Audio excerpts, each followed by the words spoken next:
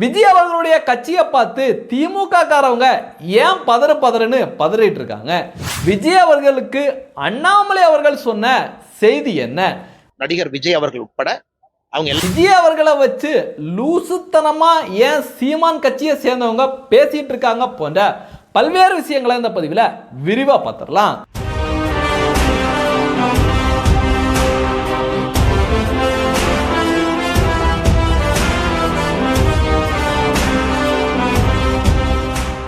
அனைவருக்கும் அன்பு வணக்கம்.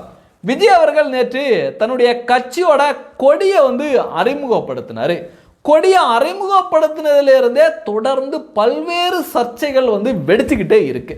அதாவது அவருடைய கொடியில் இருக்கிற யானை இருக்கு பாருங்க, அதாவது அந்த யானையை ஃபெவிகால் டப்பால இருக்கிற அந்த விளம்பரத்தை பார்த்து அவருடைய யானையை வச்சுட்டாங்க அப்படின்னு ஒரு தரப்பு குற்றம் சாட்டிட்டு இருக்காங்க. இன்னொரு விஷயத்தை என்ன சொல்றாங்கன்னா, அவருடைய கொடியில் இருக்கிற யானை இந்திய யானையே கிடையாது, அது ஆப்பிரிக்கால உள்ள யானை, ஆப்பிரிக்கன் யானைக்கு தான் காது பெருசா இருக்கும் அப்படிங்கிற குற்றச்சாட்டை முன் வச்சுட்டு வர்றாங்க. அடுத்து மிக முக்கியமான ஒரு விஷயத்தை என்ன சொல்றாங்கன்னா, அதில் வச்சுருக்காங்களா அந்த வாகைப்பூ, அந்த வாகைப்பூ நம்முடைய நாட்டில் இருக்கிற அந்த வாகைப்பூவே கிடையாது, இது ஆஸ்திரேலியாவில் இருக்கிற வேற ஏதோ பூவை எடுத்து வாகைப்பூன்னு வச்சுருக்காங்க, இது பாரம்பரியமாக நம்ம நாட்டில் இருக்கிற வாகைப்பூவே கிடையாது அப்படிங்கிற குற்றச்சாட்டை ஆதாரப்பூர்வமாக அந்த துறையில் இருக்கிறவங்களே தொடர்ந்து முன் வச்சுட்டு வர்றாங்க. அப்புறம் அந்த கொடியோட கலர், இந்த கொடியோட கலர் யோ என்னையா எங்கேந்தியா அந்த கலர் எடுத்தீங்க, இது ஸ்பெயின் நாட்டு கொடியா அப்படின்னு அந்த குற்றச்சாட்டையும் முன் வச்சுட்டு வர்றாங்க. அது இதுக்கு எல்லாம் மேலே ஒரு படி போய் தமிழக பகுஜன் சமாஜ்வாதி கட்சி இருக்குல்ல, மாயாவதி கட்சி, அவங்க உத்தரப்பிரதேசத்தில் பெரிய கட்சி, சிஎம்லாம் இருந்திருக்காங்க. அகில இந்தியா முழுவதும் அவங்க வேட்பாளராக எப்போவுமே சும்மா ஒரு டம்மியாவது வேட்பாளராக நிப்பாட்டுவாங்க, எல்லா இடத்துலையும் இருக்காங்க.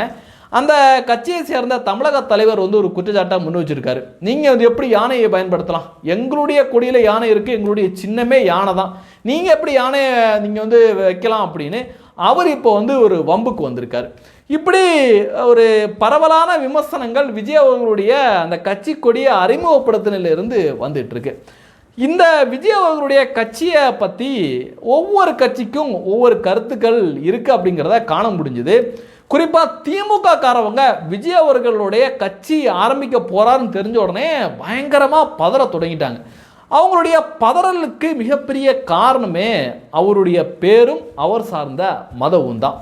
விஜய் அவர்கள் கிறிஸ்தவ சமூகத்தை சேர்ந்தவர் அப்படின்னு எல்லாருக்குமே தெரியும். இதுதான் திமுக காரவங்களுக்கெல்லாம் பெரிய அளவில் ஒரு கொதிப்பை ஏற்படுத்தக்கூடிய காரணமாக இருந்துச்சு. ஏன்னா விஜய் அவர்களுடைய அரசியலும் திமுக பார்ட் 2 மாதிரியே தான் இருக்குது. அதாவது நீட் தேர்வு கூடாது, மாநில சுயாட்சி, அப்படி இப்படின்னு இந்த திமுக பேசுவாங்கள்ல, அதே மாதிரியான பேச்சு தான் விஜய் அவர்களுடைய பேச்சாக இருக்குது. அதைக்கும் மேலே அவர் ஒரு சிறுபான்மை சமூகத்தை சேர்ந்தவர் அப்படிங்கிறதுனாலையும் திமுக காரவங்களாம் பயங்கரமாக பதட்டத்தில் இருக்காங்க. என்னையா காலங்காலமாக நம்ம சிறுபான்மை சமூகத்தை எல்லாம் ஏமாற்றி ஓட்டு வாங்கிடலாம் அப்படின்னு கனவுல இருந்தோம், திடீர்னு நம்ம கனவுல மண்ணை அள்ளி போடுற மாதிரி விஜய் அவர்கள் கட்சி ஆரம்பிக்க போறாப்லையே அப்படின்னு பயங்கரமாக கதறினாங்க. இந்த கதறலுக்கும் ஒரு படி மேலே போய் எப்படிப்பட்ட சதியில் திமுக இறங்கியிருக்காங்க பாருங்களேன். விஜய் அவர்கள் காலையில் கொடியேற்ற போறாருன்னு தெரிஞ்ச உடனே இங்கே இருக்கிற தமிழகத்தில் இருக்கிற திமுகவுக்கு ஜால்ரா போடுற எல்லா சேனல்களையும் பார்த்தீங்கன்னா பிரேக்கிங் நியூஸ் வந்துட்டு இருக்கு. என்னன்னா, உதயநிதி ஸ்டாலின் துணை முதலமைச்சராக மாற போகிறாரு, அமைச்சர்களுக்கு பதவியெல்லாம் மாற்ற போகிறாங்க, 2 அமைச்சரை பதவியை விட்டே தூக்க போகிறாங்க அப்படின்னு பயங்கரமாக ஃப்ளாஷ் நியூஸ் எல்லா சேனல்லையும் ஒரே மாதிரி ஓடுது. யோ எப்படியா அது நடக்கும்? அப்புறம் முதலமைச்சர்கிட்ட கேட்டால் எனக்கே தெரியாதுங்க அப்படின்னு சொல்கிறாரு. அப்போ திட்டமிட்ட இந்த செய்திகள் பரப்பப்பட்டிருக்கு. விஜய் அவர்களுடைய அந்த கொடியேற்று நிகழ்வு, கொடியை அறிமுகப்படுத்துகிற விஷயம் எங்கேயுமே போய் சேர்ந்துடக்கூடாது அப்படிங்கிறதுல திமுக கண்ணும் கருத்துமா செயல்பட்டு இருக்காங்க. அப்புறம் கடந்த முறை பார்த்தீங்கன்னா கூட விஜய் அவர்கள் நலத்திட்டங்கள் உதவிகளை வழங்கினார் மாணவர்களுக்கு. அந்த நேரத்தில் அதே நாளை செலக்ட் பண்ணி திமுக நீட் தேர்வுக்கான ஆர்ப்பாட்டத்தையும் அறிவிச்சிருந்தாங்க. இப்படி விஜய் அவர்களுடைய அரசியல் வருகையை கண்டு திமுக மிகப்பெரிய அளவில் நடுங்கி அஞ்சி போய் நிற்கிறத காண முடியுது. அடுத்து பார்த்தீங்கன்னா பைத்தியக்காரா கூட்டம் மாதிரி நாம் தமிழர் கட்சியினர் சுற்றிட்டு இருக்காங்க. அதாவது ஒரு காலத்தில் சீமான் என்ன சொன்னார்னா, நடிகர்கள் அரசியலுக்கு வந்தால் செருப்பால் அடிப்பேன். யோ நீயே ஒரு இயக்குனர் தான் அப்படின்னு அப்போவே வந்து கண்ணாபண்ணன்னு திட்டிட்டு இருந்தாங்க. இப்போ வந்து என்ன சொல்கிறாங்கன்னா, விஜயனுடைய தம்பி, என்னுடைய உடன்பிறப்பு, என்னுடைய ரத்தம், அவர் வந்து வரணும் அப்படின்னு எப்படியாவது விஜய் முதுகில் டிராவல் பண்ணியாவது ஒரு எம்எல்ஏயாவது வாங்கிட மாட்டோமா அப்படிங்கிற ஏக்கத்தில் நாம் தமிழர் இயக்கத்தினர் இருக்கிறதா காண முடியுது. நிச்சயமாக வந்து விஜய் வந்து நாம் தமிழரோட சேர்ந்து பயணிப்பார், அவர் வந்து சீமானுக்கு கை கொடுப்பார் அப்படின்னு பயங்கரமாக அவங்க கப்ஸா அடிச்சு விடுறதை காண முடியுது. இன்னும் ஒரு சிலர் என்ன சொல்கிறாங்கன்னா, விஜயும் சீமானும் சேர்ந்து ஆட்சியை கைப்பற்றிடுவாங்களாம், சீமான் வந்து சிஎம் ஆயிடுவாராம், விஜய் வந்து அவருக்கு காரெல்லாம் திறந்து விட்டு அப்படியே மாஸ் காட்டுவார் அப்படின்னு அப்படிப்பட்ட லூசுத்தனமான பதிவுகளை கூட காண முடியுது. அப்படி விஜய் அவர்கள் வந்து பைத்தியகார கூட்டத்தோடு சேரணும் அப்படின்னு முடிவு பண்ணிட்டார்னா அவருடைய விதியை யாராலையுமே மாற்ற முடியாது. என்ன நடக்குது அப்படிங்கிறது காலம்தான் முடிவு பண்ணும். இப்படி விஜய் அவர்களுடைய அரசியல் வருகையை பற்றி பாரதிய ஜனதா கட்சியோட நிலைப்பாடு என்னவா இருக்குன்னு பார்த்தீங்கன்னா, பாரதிய ஜனதா கட்சியோட தலைவராக இருக்கிற அண்ணாமலை அவர்கள் விஜய் அவர்களுடைய அரசியலை வரவேற்ற ஒரு வீடியோ காட்சி நேற்று இணையதளத்தில் செம்ம வைரலாக போயிட்டு இருக்கு. அண்ணாமலை அவர்களை பொறுத்த அளவுக்கு நெகட்டிவ் அரசியலை விட பாசிட்டிவ் அரசியலை முன்னெடுக்கக்கூடிய ஒரு தலைவராக இருக்காரு. தனக்கு நேரெதிர் சித்தாந்தவாதியாக இருந்தால் கூட, நேர் எதிராக பேசுகிறவங்களா இருந்தால் கூட அவங்களையும் மதிக்கக்கூடிய ஒரு தலைவராக அண்ணாமலை அவர்கள் இருக்காரு. நான் யார் அரசியலுக்கு வந்தாலும் வரவேற்பேன் என்று முதல்ல சொல்லிட்டேன். காரணம், மக்களை யாரும் மேம்படுத்துறதுக்கு யார் வந்தாலும் வாங்க, மக்களுக்கு ஐடியாலஜி கொடுங்க. நான் இதை பண்ண போறேன், இந்த மாதிரி பண்ண போறேன், நான் இதை பண்ண போறேன், இந்த மாதிரி பண்ண போறேன், மக்கள் தேர்ந்தெடுக்க. அதனால் யாருமே அரசியலுக்கு வருவது யாரும் தடையாக இருக்கக்கூடாது. மக்களுக்கு சாய்ஸ் இருக்கணும். டெமோக்ரஸி இஸ் ஆல் அபவுட் சாய்ஸுங்கண்ணா. 3 கட்சி இருக்கிறதுக்கு 6 கட்சி இருந்தா இன்னும் பெட்டர் தானே. அதில் மக்கள் இன்னும் தேர்ந்தெடுப்பார்கள். அதுவும் புதியவர்கள் அரசியலுக்கு வரும்பொழுது என்னன்னா, அப்பதான் சிஸ்டம் ஷேக் ஆகணும், ஒரு ஃபால்ட் லைன் உருவாகும். அப்பதான் புதியவர்கள் வருவாங்க, அப்பதான் சிஸ்டம் மாறும்.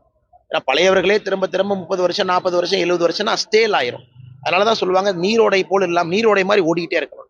நிறைய புதியவர்கள் அரசியலுக்கு வரட்டும், நடிகர் விஜய் அவர்கள் உட்பட அவங்க எல்லாமே அவங்களுடைய ஆல்டர்னேட் ஐடியாலஜியை மக்கள்கிட்ட கொடுக்கட்டும். ஃபைனலா தமிழக மக்கள் முடிவு யாரை செய்யறாங்களோ அதை ஏத்துக்கலாம். இப்படி பிஜேபி தலைவர் அண்ணாமலை அவர்கள் விஜய் அவர்களுடைய அரசியலை வரவேற்றாலும் தொண்டர்களுக்கு விஜய் அவர்களுடைய அரசியலை வரவேற்கிறதுலேயே ஒரு சின்ன தயக்கம் இருக்கு. விஜய் அவர்கள் மீது கடும் கோபத்தில் இருக்கிற பாரதிய ஜனதா கட்சி தொண்டர்களையும் காண முடியுது. இதற்கு காரணம் விஜய் அவர்கள் தான்.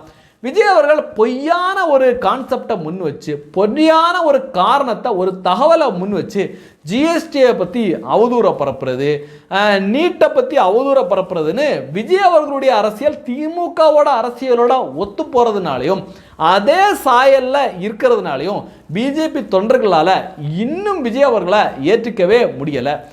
பிஜேபி தொண்டர்கள், பெரும்பாலான தொண்டர்கள் எப்படி பார்க்குறாங்கன்னா விஜய் அவர்களுடைய அரசியலை, திமுகவோட சிறுபான்மை அணி வந்து தனியாக போய் ஒரு கட்சி ஆரம்பித்தா எப்படி இருக்குமோ அதே மாதிரி தான் பிஜேபி தொண்டர்கள் விஜய் அவர்களுடைய கட்சியை பார்க்குறாங்க. இப்படி விஜய் அவர்களுடைய கொடியேற்ற நிகழ்வை வச்சு பல்வேறு விமர்சனங்கள், பல்வேறு சர்ச்சைகள்னு எல்லாமே போயிட்டு இருக்க நேரத்தில் திமுகவினர் திட்டமிட்டு விஜய் அவர்களை அசிங்கப்படுத்தணும் அப்படிங்கிறதுக்காகவே ஒரு காணொலியை வந்து பயங்கரமாக திட்டமிட்டு பரப்பிட்டு வர்றாங்க. என்னன்னு பார்த்தீங்கன்னா, விஜய் அவர்கள் அலுவலகத்துக்குள்ளே அந்த கொடியேற்றுறதுக்காக வராரு. அப்போ அவருடைய அம்மா வந்து அவருடைய கையை பிடிக்க போய் ஏதோ சொல்ல போகிறாங்க.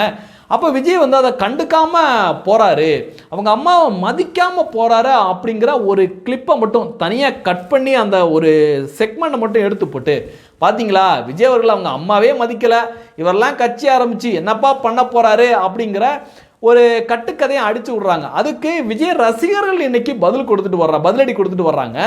அந்த காணொலியை ஃபுல்லாக பாருங்கய்யா. அதில் விஜய் அம்மா வந்து அவங்க கையை பிடிக்கையில் வந்து விஜய் வந்து கவனக்குறைவால் கொஞ்சம் தூரம் போயிடுறாரு. ஆனால் மீண்டும் வந்து என்னம்மா அப்படின்னு கேட்டுட்டு போயிருக்காரு அப்படிங்கிற வீடியோ காட்சி எடுத்து போட்டு பதிலடியாக கொடுத்துட்டு வர்றாங்க. இப்படி விஜயோட அரசியல் வந்து எந்த கட்சிக்கு பாதிப்பு ஏற்படுத்த போகுது, இந்த கட்சிக்கு பாதிப்பு ஏற்படுத்துமா அப்படிங்கிற கேள்விகளுக்கு மத்தியில் திமுகவுக்கு கண்டிப்பாக பாதிப்பு ஏற்படுத்தும் அப்படிங்கிறது இப்போ நம்மளால புரிஞ்சுக்க முடியுது. திமுக காரவங்க உடன்பிறப்புகள் கதறதை வச்சே நம்மளால புரிஞ்சுக்க முடியுது. இன்னும் அடுத்தடுத்த கட்டத்தில் விஜய் அவர்கள் தன்னுடைய அரசியல் நிலைப்பாட்டை ஓப்பனாக, இதுதான் என்னுடைய அரசியல் நிலைப்பாடு, இதை வச்சு தான் அரசியல் செய்ய போகிறேன், யாரை எதிர்த்து அரசியல் செய்ய போகிறேன் போன்ற கருத்துக்களை முன்வைக்கையில் இன்னும் யாராருக்கு பாதிப்பு ஏற்படும், இல்லை யாராருக்கு சாதகமாக முடியும் அப்படிங்கிறத நம்ம மீண்டும் பேசுவோம். நன்றி. ஜெய் ஹிந்த். வந்தே மாதரம்.